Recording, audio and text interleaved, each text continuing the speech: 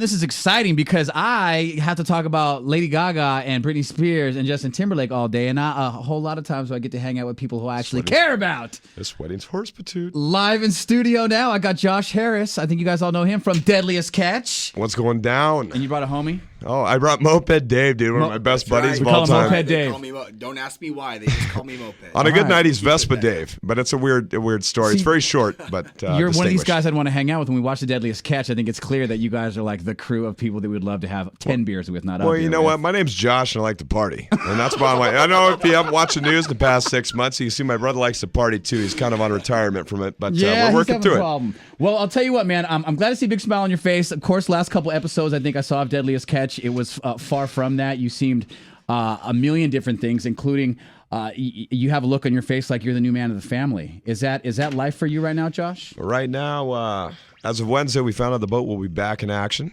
and we've obtained it. And I just trying to do everything that my dad would like done. He had a mullet. He was business in the front and party in the back, but we're still rocking it, and that's the bottom line. So that's true. So I heard there's a couple things wrong with the boat, and you guys are just trying to get it back out. Does it need repairs, or you guys just need the actual? Because I know you're on, like you said when you came in, a whirlwind tour to get that boat back out there so you guys can fish. You better believe it. No, the day the old man decided he was going to check out, we blew both main motors, both main generators, and both reduction gears. One of those things catastrophic, and everything went to hell in a handbasket real quick. So wow, it's like close to $1 million to do it right. But of course, they don't pay us for the show. I got $1,000 in a fruit basket or sauce. So we're working on that though. Got my agent in the studio. Look at him. He's even smiling over there.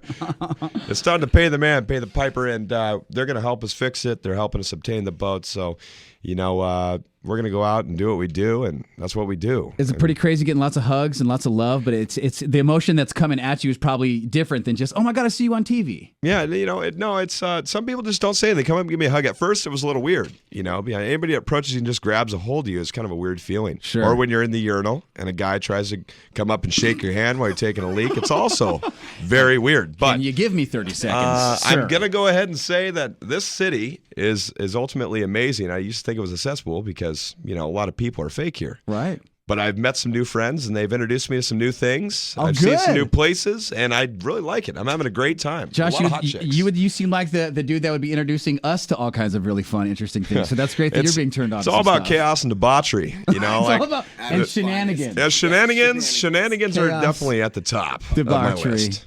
Shenanigans. Okay. I guess let's give a word or two. I know you wanted to say something because I think at this point when something tragic like your father passing happens and we all have to watch it on TV because that's just the way your life played out with this, there's a message that comes with it all. And I know that there's that message you want to convey. And go ahead.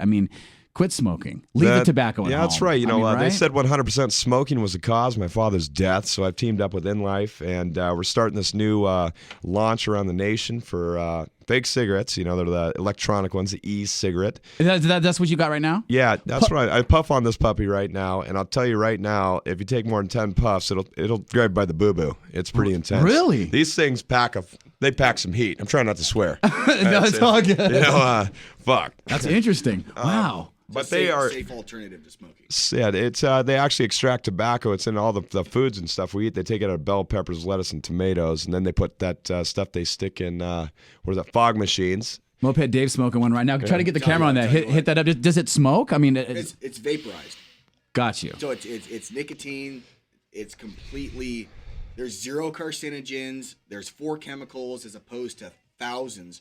The sheets on the chemicals in traditional cigarettes is insane. Right. It's retarded. It's very scary. For anybody that goes through it, though, smoking in Seattle alone, we're spending $10 a pack on cigarettes, and it's going to continue on. It's cheaper. It's safer. And, it's not easy to quit because at 10 years old, my dad told me, you're going to get a job, you're going to go fishing to get money for school clothes, and you're going to start smoking. So handed me a stack of Playboys, a cigarette, and told me to start pitching fish. Well, it's crazy. It sounds like a crazy life and a crazy way to live, but I think everybody that watches your show envies it, man. Let's talk about that part of your life. How many? I mean, because the way the show plays it seems like you guys live out in the water. How many months out of the year specifically would you say you spend out there? 10 months out of the year, I'm out with the chickens, the hoot owls. I muted that for the children, and you know, it's not exactly a dream job. So anybody that's sitting at home on the couch eating potato chips, like, I could do that. I'm pretty sure I could do that. Yeah, no, wrong. And to the kids, stay in school. Do you have a lot of dudes that roll up? I know when you get a greenhorn or somebody new, that's pretty cocky. Like, hey, I was the the best linebacker in my state football style. Physically, this should be no problem. And they're just nothing. There's a guy by the name, we'll just call him Farkas, that is actually in this city, and he's probably listening to this show right now. Yeah. And he's a camera guy. The first thing he said when he hopped on our boat is, "Well, guys, I'm a UFC fighter." So I think by the end of the whole season, I think even Jake kicked the shit out of him. Really? I'm pretty sure. I mean, there was nothing left after that. There was that. But you know what? We love you, buddy. You did do Deadliest Dave on MySpace, folks. Check it out. Deadliest Dave. Deadliest Dave. Not Moped Dave. Deadliest Dave. Yeah. All right. So then my last question, I guess, about Deadliest Catch and your job before we talk about this party. Are you going to be the captain? Is that the plan? I mean, you going for it, Josh? Well, if I take one wave wrong, I could kill my whole crew. So I don't know. We want a little bit more teaching. I've been doing this for a long time, longer than Jake. I took a break, so I got sucked into a terrible diesel motor, about sucked my insides out to my left shoulder blade. Oh. And so we took a little bit of a break, but Jake is definitely not the boss. We're going to work together as a team now. And so it's truly going to be the brothers running the Cornelia Marie. I mean, yeah, we're bringing boxing gloves too. But yes, the brothers will be running the boat. Dude, we might have boxing gloves a long time ago. Might have to throw the boat into neutral. We talked to the MMA people, and some of the guys with MMA and UFC. We're going to try to set up a fight between me and Jake. Go train here in LA. Dude, that would be sick. Dude, you're telling me. Are you being serious about that? I'm not joking. We just went to the MMA fights, and I'll tell you what, they were awesome. I saw these two chicks fight. It was the awesomest chick battle I've ever seen in my existence. Oh, I was fired up. This is a whole new sport. I'm glad. See, someone who does something so crazy like you for work, you're finally inspired by someone else's work. That's pretty dope. Dude, chick got slammed. You wouldn't think so. We felt How much chaos and debauchery what we are you caused doing when Saturday? How about that? And you better, how about you come down? If I wasn't going to Lake Havasu on Sunday. Fuck Lake Havasu. I'll tell you what, you want to see chaos and debauchery at its highest points? My friend, that's what I do. When I go to Vegas, Vegas gets scared when I go to Vegas. Okay, usually people. I'm already thinking babysitter and stuff. Seriously? I got a 4-year-old. I'm in LA right now. Dude, if you come, we'll set up daycare for you. Okay. See that? There we go. Right? Chaos and debauchery. We love your name.